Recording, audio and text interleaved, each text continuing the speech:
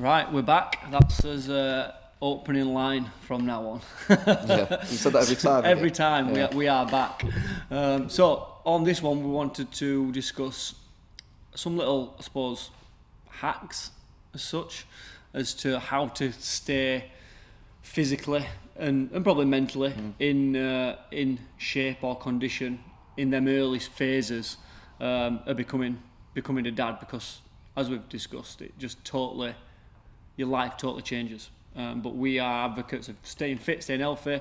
So just a little bit of a kind of what we've learned through that process that might be helpful to other people. Obviously, everyone's situation is different, but these are little things that we've done and that might help other people. Yeah, we were just discussing it earlier, weren't we? And ultimately, we're both a few months beyond now that have a new baby, and not that we're experts in anything, as we always say, but we've got a few months now, and there's a few things we've learned what to do, and a few things we probably would say not to do. I just repeated that same thing. But anyway, a few things you would do, a few things you wouldn't do, and there's a few. Obviously, it's a gimmicky word, hack, but for some reason everyone likes it. So a few like hacks when you may be down on time and energy compared to usual. Yeah. Easy wins to keep you physically and mentally well. And to start off with, I would say, to go straight in, it's depending on what your mindset is originally, but the key during those early stages is you are training and keeping on top of your health and fitness, not for your aesthetics, because you can't afford to not look good for a few weeks or months. It's purely, or at least in my case, I was in the mindset that I was trying to work on my body's performance and output.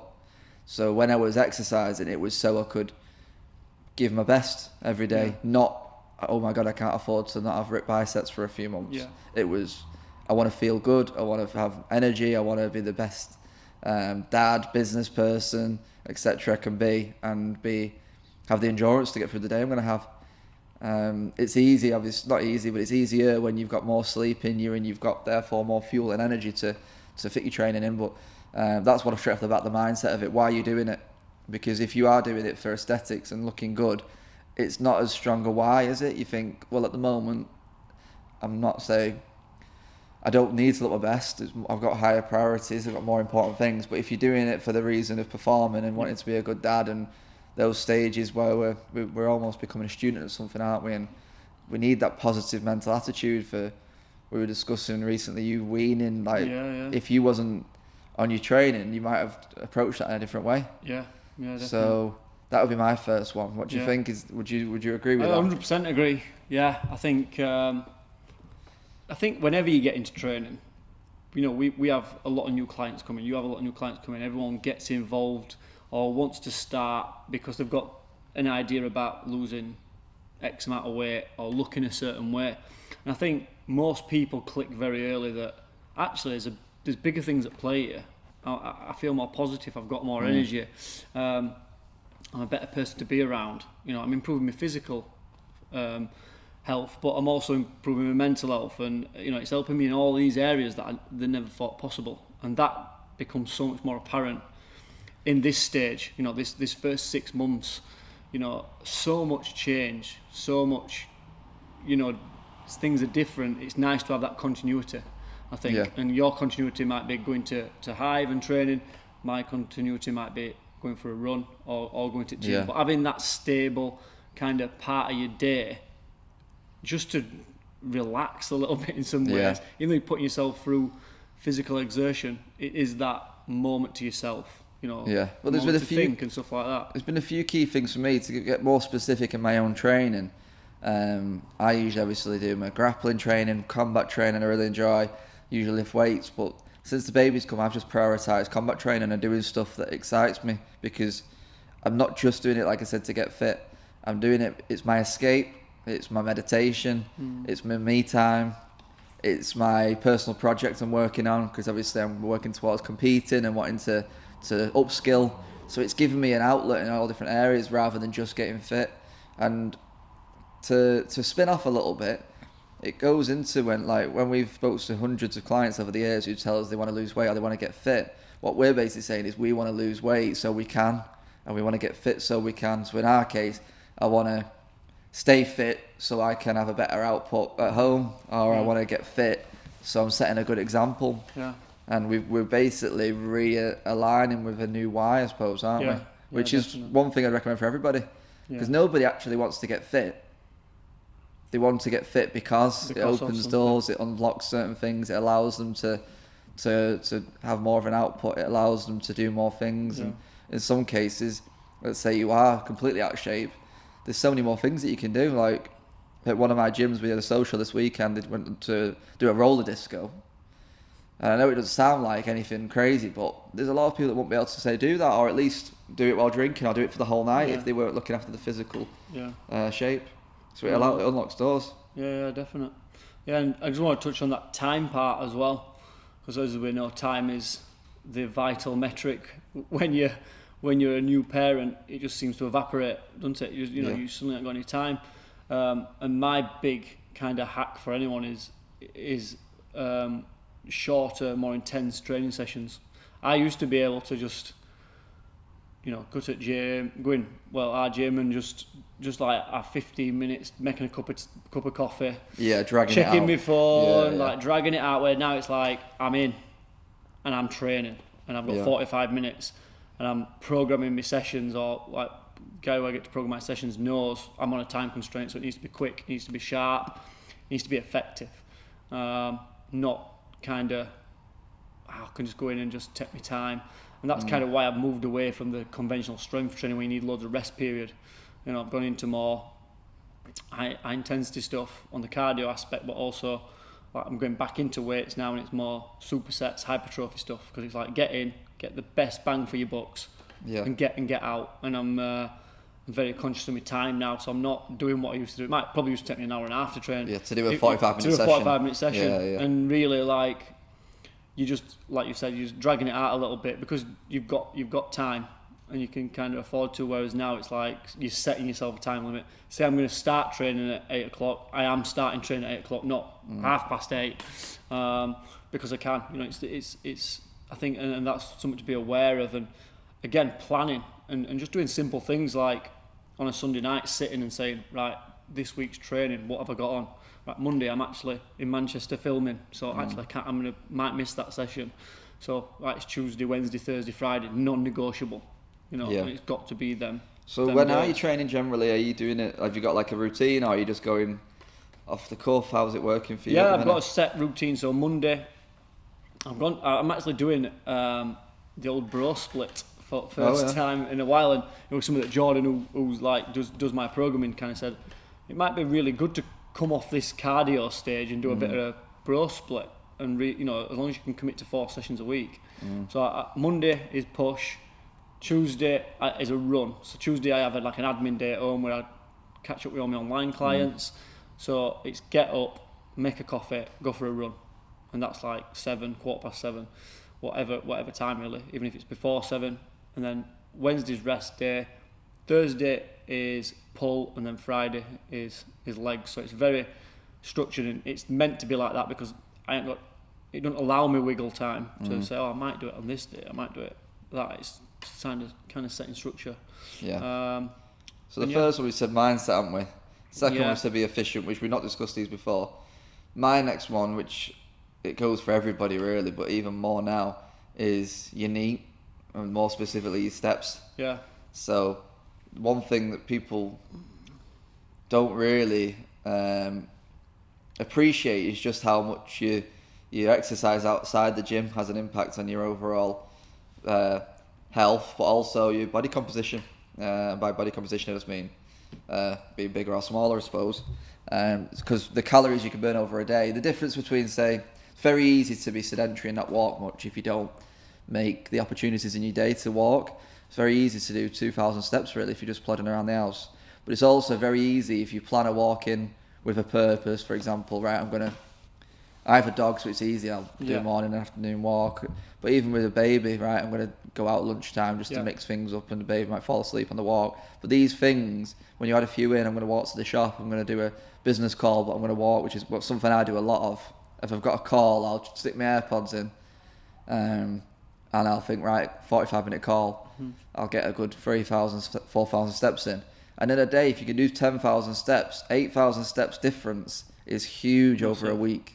And that can be the difference. For example, I've had, I very rarely go a week without training, but when I have, if I've kept my steps up and my nutrition decent, like I felt just as fit as I would have done because my calorie intake has been in control. Yeah. So that's a huge one. I think we've been, gym workouts, this is a bit of a controversial statement, but it makes sense. They've been glorified over the years. How many times have you come across clients who say, I train 5 times a week, but they're not in the shape they want to be in? Yeah. And it's ultimately because you don't actually burn that many calories in the gym. It's more, for me, especially if you're lifting weights, about shaping your body and building muscle. Yeah. But actually being bigger or smaller, putting fat on or losing fat is usually down to, first of all, what you're eating, but second of all, how much you're moving outside of the gym. Habits, yeah. That's why that whole, she never puts any weight on her. That's where that comes from. Yeah. Because when you don't see each other, she's bloody on her feet all day. She's got a job where you're walking a lot, whatever. Yeah.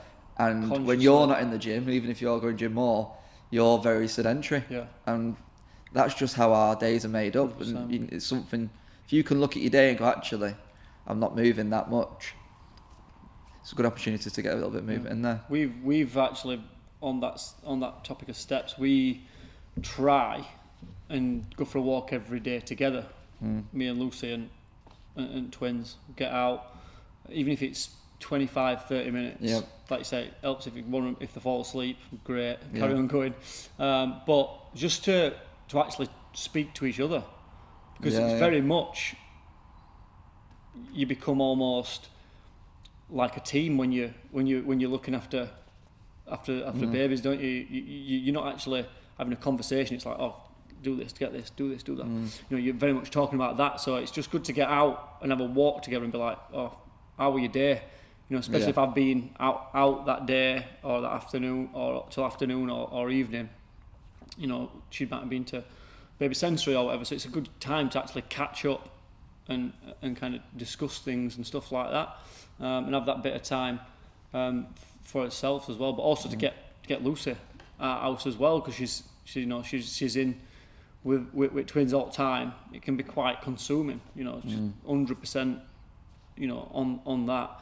Good to get her out and have a good walk and have a chat and just see some other than 4 walls that she might be in. So from a mental health point of view as well, not just for me but for her as well. Yeah. We look forward to it, don't you? Because if you didn't do that now, when you're in a routine, you probably go, something don't feel right. Yeah. That's your debrief. That's for you where you chat about certain things, no distractions. Yeah. You also feel good walking. It's good for the babies, and it gives you a day a bit of a routine. I imagine by the time you get home, maybe, I'm just guessing, but we're an hour away from settling for bed now, and all that kind of stuff. Yeah, let's not forget in lockdown that was the one thing that everyone looked forward to most. Going for a walk that day. It seems to have gone missing a little bit. Yeah, but it's really easy to not as well, isn't it? It's really easy and not that's to. The difference. Especially this time of year. Yeah. It's easy just to get on the settee and do nothing. But and even if you've not got someone to walk with, like I said before, calls or podcasts, I try and kill at least 2 birds with 1 stone. Do you know what I mean? Right, I've got this to do, so I'll do it on the walk and things like that, or I'll wait to walk when I've got that call later and things like that. So that's a big one for me, and it's not just walking. Obviously, it can be any type of movement. Some people might cycle, some people might just be on the feet a lot. But they're really easy wins, and I think if you could just make a few adjustments in your day-to-day lifestyle, it's a really easy. You'll see big results from small changes, basically. What's your next hack? Quick and easy nutrition. All right. So I'm going to talk. One thing that I have realised is we've always generally really quite healthy. Not being into takeaways, not regular takeaways. Don't eat out. Obviously, eat out in restaurants maybe, but not like McDonald's or anything like that. I think it's easy to fall into the trap of eating out because, again, time is precious. It's hard to cook from fresh now. So you might, before we might have fajitas or whatever else. We can't actually cook from fresh. It's a lot easier to put something in oven, but it'd be even easier just to order a takeaway every night. And I can see why people fall into that trap. And when you get, you've had it before, I'm sure, when you get new clients and you get them to a food diary or you ask them about the diet and they're honest, and it's like, wow, they eat out 3 or 4 times a week. And when you can see how it happens because people get in late from work, kids coming from school.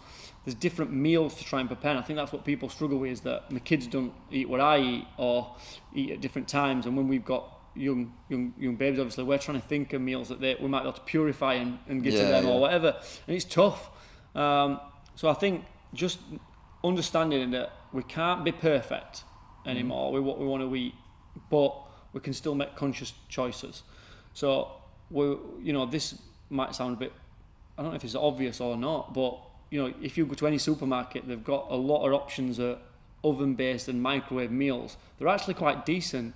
Like if you look at all the food labels, there's a lot of meals that are under 600, 700 calories with 20, 25 grams of protein. So just put in a little bit more effort into try and find them kind of meals, and still sticking to planning as meals, not letting week run away from us. Doing a weekly shop and planning Monday to Sunday as meals, like lunch, and dinners and breakfasts. Obviously, breakfast we just have porridge, to be fair, but planning them meals out so we've got that, because I think a lot of people, just from experience of seeing clients, is the reason why they tend to slip up with nutrition is that they eat on the go a lot and kind of get in and like, oh, what's for tea? Look fruit freezer, look fruit fridge, there's no in. Oh, should we just order a pizza for ease? And and I think a big thing we want to stick to trying to eat relatively healthy, or at least having control of what we're eating. You're proactively having a plan, I suppose, throughout the week. Yeah, it's very easy to stick to. Like, this is something I'm rubbish at, really, and I generally will eat healthy, but it's a bit more off the cuff, and we do shops here and there, and we'll sometimes have a takeaway, try and have a healthy one where possible. We'll eat out a lot, all these kind of things, but it's kind of, I think it's an issue for a lot of our generation, to be honest, because we all grew up with the big weekly shop pretty much, and then now with life being a lot faster, I think a lot of people struggle to find a time where they have 2 hours, because it probably is a 2-hour job there and back and all that, to go, I'm going to get a shopping, and it's much easier.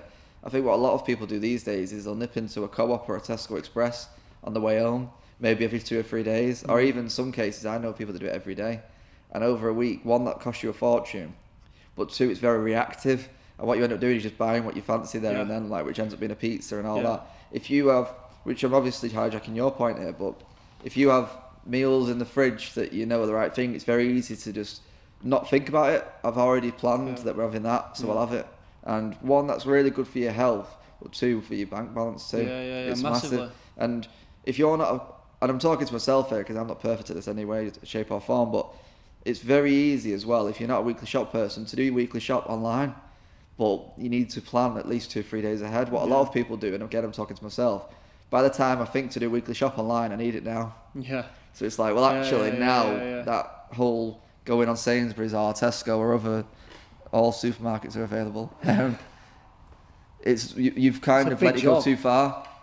But we've all got time, because we all got time to look on Rightmove at houses we're never going to buy. So we can look on, we can get our shopping early.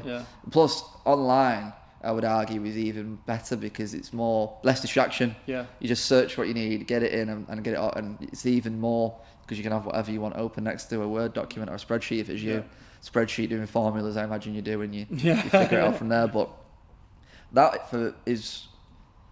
it'll make your life so much easier, because we're talking about finding time for health hacks, but if you can pinch a bit of time back that you're wasting going Tesco Express every night, or whatever that formula is that people are finding, then you'll have a lot more time overall. And I think our generation are struggling, because that's where meal prep services come in, and they're trying to outsource the issue of just simply eating, aren't they? A lot of people. I think it's a good habit to get into now for when the kids do get older. We've just tried to adapt what we always did, and just obviously the one change is that we can't really cook fresh. Like, I can't spend 30 minutes making a spag bol and being off at top at hob and being on it. Do you know what I mean? But I can put a lasagna in the oven.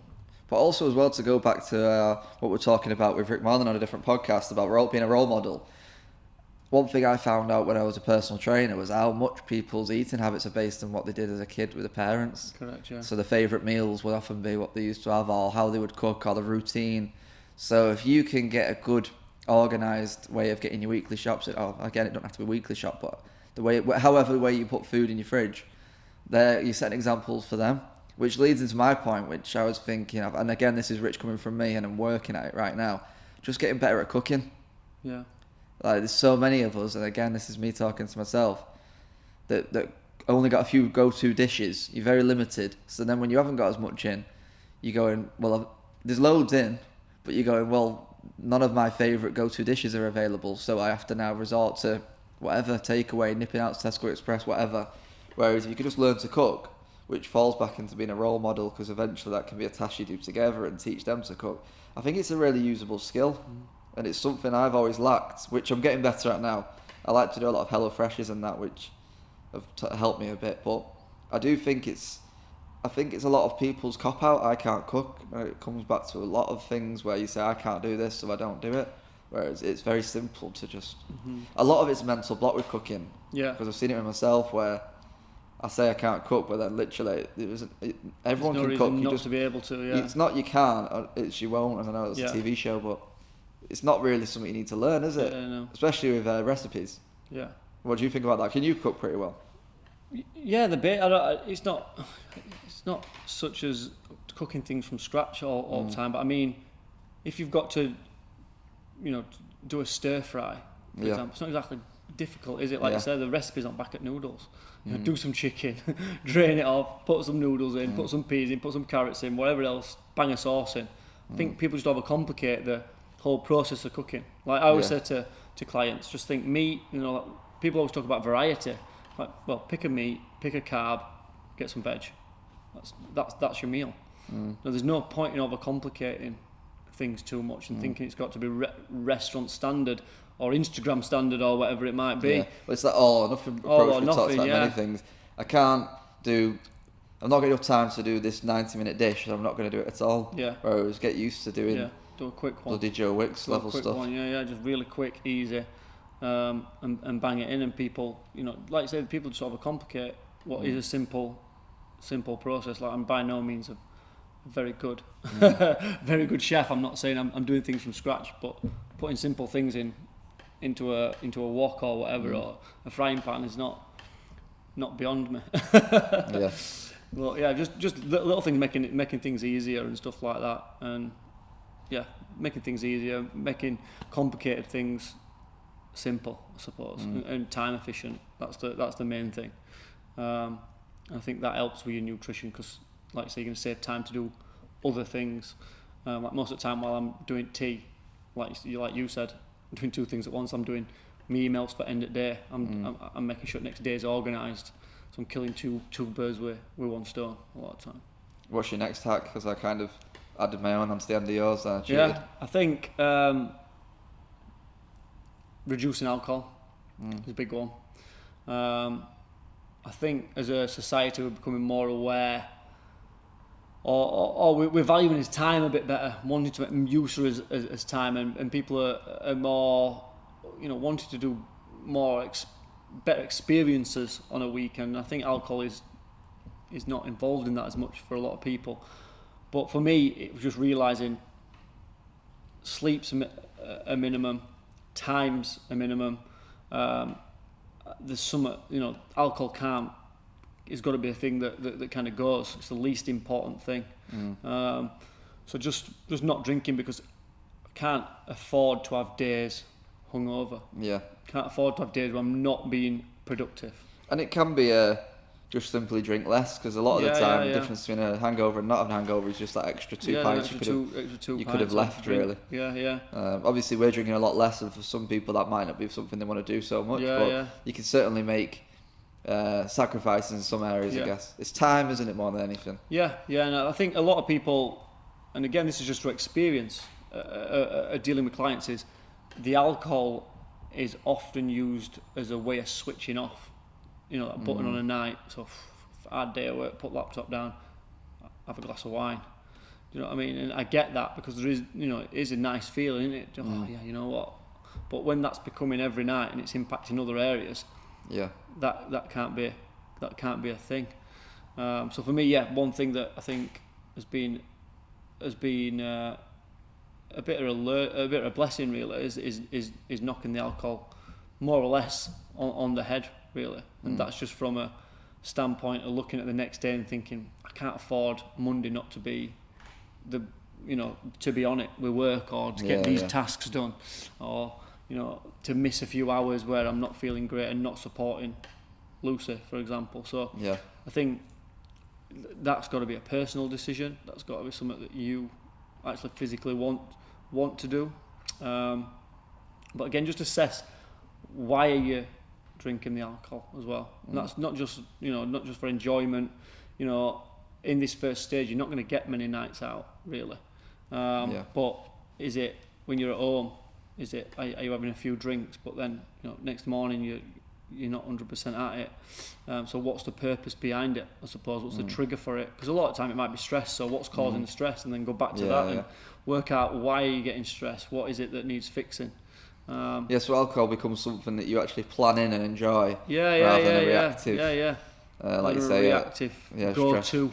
Stress release or anything stress like that. Release. Because that's one thing I would definitely say. Like I'll still definitely have alcohol in my diet over time, but it'll be probably something where I go 3 weeks time, I've blocked out the morning, and do you know what I mean? Whereas when you've not got it blocked out and planned ahead, it does become an issue. Yeah. But this isn't for everybody. Everyone might disagree, but from our point of view, we've found loads of value in at least limiting it, haven't we? Yeah, definite.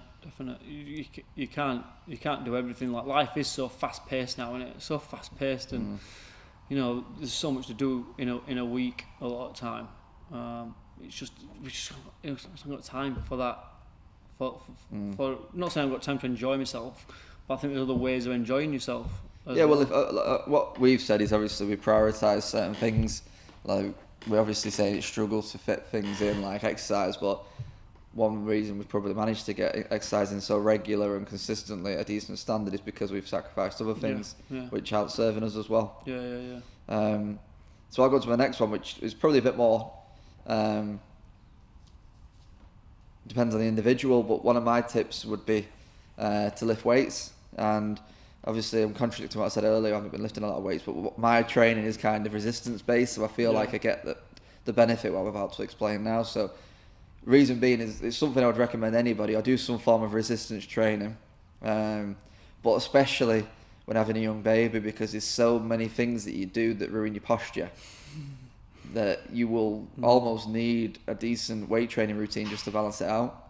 So I think a lot of people have come to accept injuries and niggles, which often do come from doing repeated things that are not good for your posture and your physique, I suppose. So carrying the baby, you probably always prefer one arm, you're picking them up at awkward angles, you're doing things like bending over maybe without thinking, and all this on less sleep, which is never good for injuries, etc. So having a good weight routine will help to counteract a lot of these things, and it's something that I think, yes, this is more of a luxury, I guess. Not everyone will be on top of everything else we've said, might not have the time, but if you can, try and fit some weight training in it. It doesn't need to be anything major as well. It can be, as again, it doesn't need to be lifting weights. It can be any form of resistance training, so just doing some press-ups at home and stuff that's going to especially help your back. Because one thing a lot of people, this is a bit old school thoughts now, but they would think that to keep a good strong back, it's to not do anything with it. And the weights make you injured, but it's actually the opposite. Injury's going to find you regardless, so you may as well bulletproof yourself. So what do you think about that? No, definitely. I think, again, going back to all these points, it's not trying to be perfect with it. Like understanding that, you can't do 4 or 5 sessions. Maybe that's what you could do before.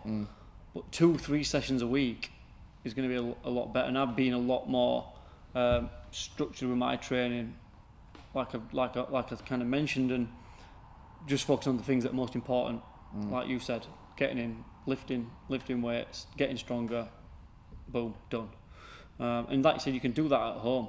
It's easy now to pick up some kettlebells, pick up some dumbbells, some resistance bands, and put together a pretty decent program for yourself that can be done in 30 minutes. If you can spare 30 minutes where you're not on Instagram or not, doing whatever, condensing your day down and being more productive in the day, getting up half an hour earlier, you're going to feel 10 times better. And like you said, it is weird how you do use your body in different ways when you've got kids. You sit in weird positions and awkward positions, and like you say, like I know plenty of dads have got like bad elbows and bad wrists and stuff like that, and it's all from kids. It's like a low level impact sport. Yeah, low level impact sport. It's crazy, and people don't actually think about it. But you know, and mums as well. Like Lucy's not been able to get to the gym, and she's finding that her knees are hurting a little bit, and she feels like her back's really bad because she's tandem feeding. So she's got like she's tandem feeding. Bad posture. But she's like her shoulders are forward, and I'm like, she know, you know, what can you do? She has like pillars behind her and stuff like that. But she's got to feed. If they're both hungry, she's got to feed them both. It's not ideal. There's no other way of doing it. She's got to tandem feed, which is crazy in itself. But it does affect her back, and her back is hurting. So, it's just like you say, you can be sat with them for 2 hours while they're asleep when they're really young. Yeah, because sometimes you're holding position. You're holding that position, and you tends through it. You know, he tends and like, and that's not good. That's not good either. So, like you said, the combat to that is becoming stronger. Resistance training, training your muscles, getting stronger joints, stronger better through ranges of motions and stuff like that. It's all transferable to the things that might seem obvious. Yeah. But there's no worse than having a niggle and having to, pick kids up, put toys away, do all these little things that you've got to do, is there? And like you said, we do accept it. You accept, I'm old now, I'm in my 30s. Yep. If you've got niggles and injuries in your 30s, what are you going to be like in your 40s? What are you going to be like in your 50s, 60s, 70s? It's only going to get worse unless you actually do something about it. And you don't have to accept it, and the same with not having time for exercise, not having time for hobbies, not having time for whatever it is that you're struggling to have time for. We can't do everything, but we can do anything. We can adapt. One of the few things we've said already, the hacks, is a lot of it's to do with multitasking, or not multitasking, but killing two birds with one stone. Yeah. Like walking is time with your partner, getting the babies to sleep, all these self-development on the podcast. Hour you spent trying to shush them to sleep, you could have been on a walk. So it's all about making choices that are giving you most bang for your buck. Have you got another hack to go into? No, I'll let you go if you my other one was another more option. They're all obviously optional, but I mean, not one for everybody, but someone could get something from this. So for me, it was to spend more time doing hobbies. So the slot I'm thinking, obviously everything I'm thinking about is finding a spot for it in your week without taking the space of something else. And the opportunity I'm thinking to do a hobby, if it's not already how you're keeping fit, like in my case, I'm generally doing a hobby and it's my fitness and it's my meditation, blah, blah, blah. But my thinking is that when you meet your mates, which you are going to have to find time for your mates, and that's another struggle sometimes, finding time, you should do it while doing a hobby that not only is fun, you catch up with your mate, but it helps your fitness as well. Yeah. So, for example, you're going to meet your mate. Maybe you would have met them in the pub before, but we're obviously talking about trying to limit alcohol. Yeah. So you can kill a few birds with one stone here. Let's say you go and play tennis. It might not be your thing, but let's say you quite like tennis. One, you're having fun. You're doing a sport. You enjoy a hobby. Two, you catch up with your mate. Three, you're not having alcohol. And that's three things out of in one kind of sitting, I suppose. So that's why I've never been. I know you're going to disagree with me. I've never been a massive fan of golf before or after babies, because I always think that time playing golf is taking the space of a hobby I could do with this person, where I'd also get a bit of fitness from it too. Yeah. Do you know what I mean? Yeah. For a lot of people, though, the actual golf is. You're getting quite a lot of steps in. If you do 18 holes, you're also 4 hours. It depends what it's replacing. Let's say it's replacing a stagnant work meeting and a beer. Then it's a win, isn't it? Yeah, but again, with golf, it's 3-4 hours you need. Yeah, so that's a big slot. That's a time constraint. Have you played golf since the babies were born? No. That's what I mean. No. So like say tennis, which I don't play very often, but it's a sport I can semi-play, so and everyone can have a go. That's would be my go-to with somebody. Go and catch up, play a sport, enjoy it, also get fit, and it's an hour. But people have different things. Yeah. There's other racket sports. It doesn't have to be that. Even five-a-side or whatever. Yeah. You can catch up with multiple people at once, even better. Yeah. What do you think about that? It's a good point. I think because I think you lose touch with a lot of friends. Like we have spoke about this when you have have a baby, you kind of feel a bit isolated, like they don't really understand where you're coming from, you probably don't fit in with conversation, you kind of find yourself just talking about kids all the time, and you kind of think, I'm a bit boring. Do you know what I mean? Like, so it's hard to kind of, you're just in two different places, aren't you? You know, if your friends not got kids, it's hard sometimes, but also like I've got mates who've got kids that are a lot older, so it's a bit strange what to do. So I like the idea of going out there and doing something different, because like going out to a pub is not something that's like as appealing at the minute. So like you said, going out there and doing something that's a little bit more physical and stuff like that, and a little bit more sport led, maybe is a good one. But I think also the community side of that's really that's a important, big one, and that's kind of leads into it. I think you do need to find, in this stage we're in, you need to find similar people. And that's where obviously we've become probably closer during this period, even though we don't see each other very often. I speak to you probably more than most of my other mates at the minute, because we've got a lot in common, and you don't feel like you're not wasting that person's time, but you understand. I understand, you know where I'm at right now, and I understand where you're at. So it helps. You've got that common ground, and I think that's a big thing. Seeking them kind of people. I think that's what, like we've spoke about, females do that a lot better than men. They become part of these groups, and like Lucia's got a whole new circle of friends that she didn't have before, from these baby sensory classes and these other little groups she goes That's to. massive, the community, like you say, having people to talk to, going through something similar. So if you could do something that's like a group setting, you're more likely to have a few people that you can connect with. And even just a chat on phone, like we caught up last week on phone, and I think you were out on a walk and I were out on a walk, which again kills two birds with one stone, but just like, how's things going, what you up to, and it's just nice that you're in a similar position where we get talking about things that we talk about here, but then you finish that conversation and you feel heard, you feel like, oh yeah, actually it's good that he's going through a similar thing, or I didn't think about things like that, and it's just nice to share. And like we said, we talk about all the time, men don't talk enough, and it does help, and just having that community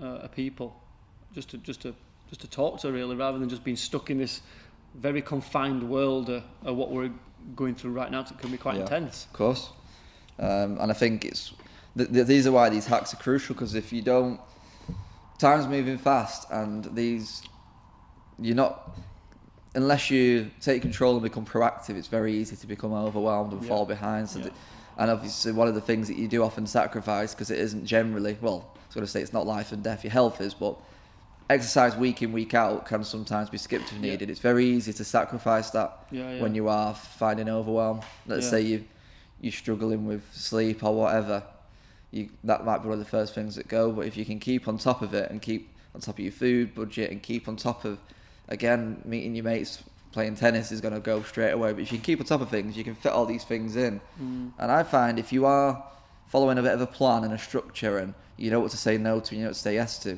it's actually much easier to find time for things than you think. And on that, having a goal and having a purpose and having your why, and just sitting down and saying, right, why do I need to do these things? Because like you've just said, then it's a lot easier to stick to your values, and stick to what's important to you. Because if it doesn't serve you, then you can't really afford to get any time.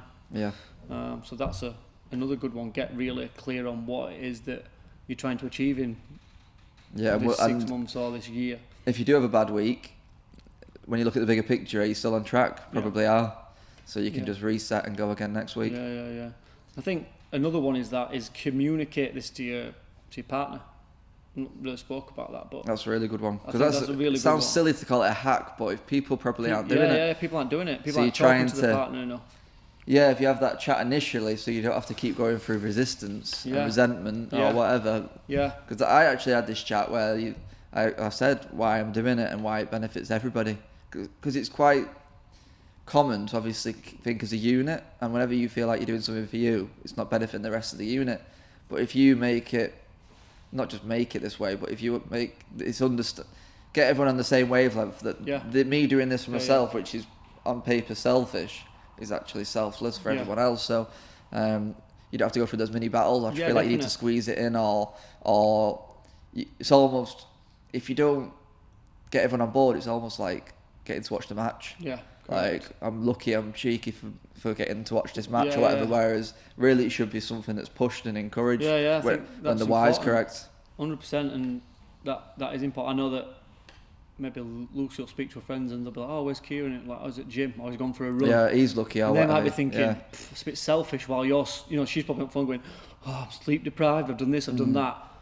But, saying to her, "Do you mind me going to gym? Do you think it's a good, I need to do it, it's important for me." She's like, "Yeah, I totally get it." And I know for a fact that she'd really keen to get back to training as soon as she can. Yeah. And that'll be something Obviously, that we'd want to encourage that because we know the encourage value. that. We know But it had value. you being, obviously, we've said it 100 times, but on the plan in the gym and all that, again, just always means that you're more proactive as a dad in general, Definitely. doing more. There's always opportunities. You sat on the sofa and you're going out soon, and it'd be really good if you just pack the stuff up ready. It's also easy to just not do it and go, right, we need to do this now. Yeah. And sometimes going to the gym is the difference between packing all the stuff up because you're energized and leaving it until the last minute and doing it together. Yeah. So overall, as we've said all the time, finding the time for that increases your output over the day, and you make up more than the time that you took away going to the gym. Yeah, definite. Is that it for the health hacks in this one? I think that's the health hacks one. I think one more habit I would add would be less time on your phone, and we both spoke about this. Yeah. We are the type of people who spend a lot of time on those phones because of work and things like that, but then work can then skip into being on Instagram. How many times, and I'm really bad for this, I'll be doing an email, doing a social media post, and then I'll spend 5 minutes scrolling. Yeah. It's bad, and it's a bad habit. And Yep. setting my time now to work and putting my phone on airplane mode has been one of the best things that I do. Yeah, I need to get better at that, I must admit. But when you do look at your week and where all your time's going, that's one of them where you could probably pinch an hour off and keep doing it. Pinch an hour off social media, pinch an hour off things. Blocking workout, really important as well, because we've talked about this, but how many times are we on the go? Like, even then, we just go down for something to eat, and I'm in queue, replying to emails, replying to social media. It's just all dead time. But that's all right if I'm in queue doing nothing. But if I'm at home, it's not good when you're supposed to be in family time and you're just replying to someone on Instagram. You're emailing someone when really it's 6:30 at night. Why are you doing that? Do it in the morning. Do you know what I mean? Yeah. So I've started to get a little bit stricter with that, and it is hard. It's going to be a process, and I'm going to slip into bad habits all the time with it. But if I can try and block out work and working and things like that, it's going to make me a lot more efficient, I think. But that's one that I'm working on at the minute, so maybe to report back at another time. Here's a bonus one as well. It could be seen as a crap one, this, but I've actually been doing this myself because I don't have much time, obviously, for TV as much now and all that. But what I do now, if I'm in the night feed, I'll save something I want to watch for the night feed. Right. So this is more shorter stuff. Like a YouTube video that's maybe 15-20 minutes. When you sat there, it's different in your case because you've got two, but if we're feeding Alfie and then we've got him here and a feed, I can't do much else. So I'll go, right, I'll whack that thing I've wanted to watch for ages for 20 minutes. And I actually find myself getting up in the middle of the night going, brilliant, I'm going to go and watch that. So that's not really a proper hack, but at the same time, rather than sat there and just spending time on that, I can save it for when I'm actually doing something where I've got no option but to sit there anyway. Do you not find yourself though, because I was doing something similar to that, I was like reading before bed, like business books, the Alex and Mosey one, but then I couldn't switch off at night. I was struggling with that. I don't know. To be honest with you, I did it a bit, but I've not been watching so much informative. I've been watching more trash at that time. Yeah, so like not the boxing, trash, the boxing videos, like boxing videos or something where it's not. That's what I've found. So I can watch all the business stuff and the podcasts in the morning, if needs be, or on walks. But then at night it needs to be more. You don't get your brain going. Yeah, don't get my brain going. Just like consuming. Yeah. But consuming things that. Like, yeah, but you can afford to because it's just empty space, isn't it? That's the way. So it's guilt free. But if you do have like stuff like we like to watch our boxing news videos, whatever. There's no better time than when you sat there feeding when you can't do anything else but watch it anyway. Yeah, no. My YouTube or the TV's been getting rinsed recently. Yeah. So. No, that's good. And I think we've got a few good things in there. They cover the main areas: nutrition, training. I just get into a routine. How to spend your time. Really simple. Hopefully actionable things that we've been doing that some of them might not apply to some people, but some hopefully might help. And you know, I think it's all simple stuff, really. Yeah. But it's the implementing it that's sometimes a little bit difficult, isn't it? There's a few. Hopefully, there's a couple that apply to everybody. Yeah. Spot on. All good.